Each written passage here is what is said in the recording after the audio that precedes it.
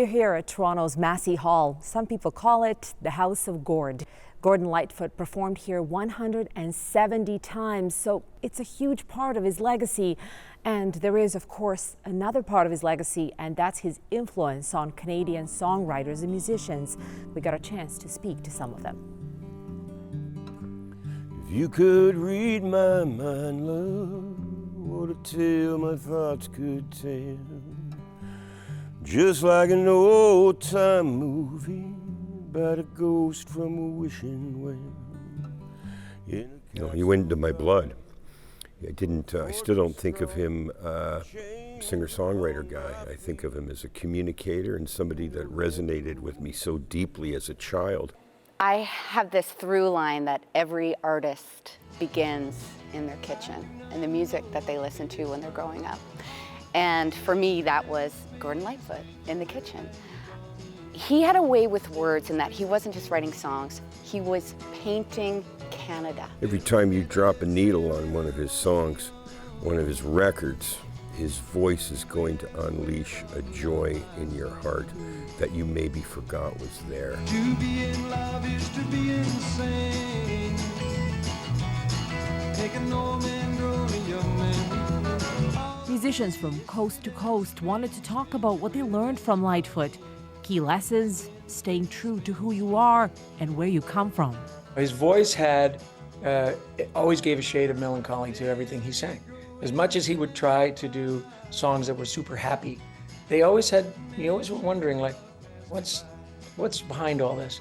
Because that was what his voice did. That's what his voice said. We as Canadians have that talent in us to observe and to write about what we see. We could reference Gordon Lightfoot as somebody who did just that. He wrote about what he lived through and what was around him. He taught us a lot about the country, whether it was the history or the geography, but also about the heart and soul of the humans in the country. You know, the darkness and the sense of loneliness that he sang about as well, the solitude, and I think those are deeply Canadian and deeply universal sentiments that as a songwriter, I really learned a lot from later in life. Many of the artists we spoke to had a memorable story about meeting Lightfoot, a consummate musician, always interested in what his peers were up to. I only met Gordon Lightfoot one time in my life, out at a folk festival. And he just stood there and he had, his shirt on, his jacket. And it's like, Jan, I've always wanted to meet you. I'm like, what? Come on. And I really didn't know what to say. And then he just said, do you mind if I do a couple of songs before your set? And I'm like, you can do the whole damn 75 minutes if you want to. And he goes, no. I think he was really a big fan of everybody else's, I think. Think about his kind words and to me, of encouragement as a singer-songwriter myself. And the first time I ever met him, I gave him my CD and he turned to me and said, will you sign it? And I said, what? He says, well, it's not a Gordon Lightfoot CD. And it's a Julian Taylor CD. So I said, oh, okay, sure. I'd love to sign your CD. So I signed it to Gordon Lightfoot.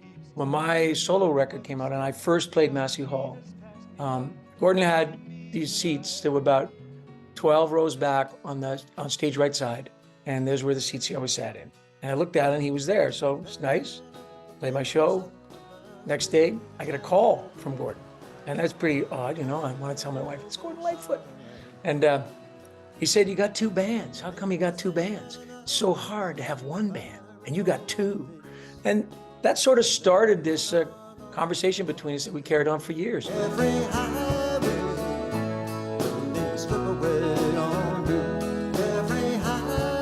He leaves such a big hole that it was still a shock and very sad. I love the fact that Gordon died with tour dates on the books that he was supposed to fulfill. That's like a musician's dream. When I started playing guitar, playing with other people, there's Neil Young and Bob Dylan, Leonard Cohen, and those people that I found fascinating, but Gordon spoke in a language that was to me. There will never be anyone like him, ever, again. And I think what he has left behind him will last hundreds and hundreds and hundreds of years, and that is something.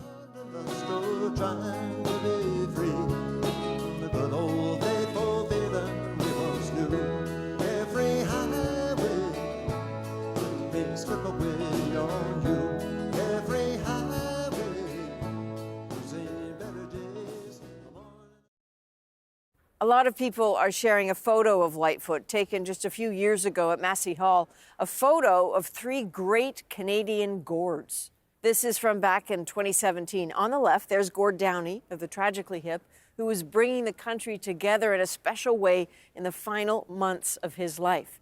In the middle, of course, Gordon Lightfoot, and on the right, Gordon Pinsent, the acting legend who died in February. Now that all 3 have left us, the image seems more poignant than ever.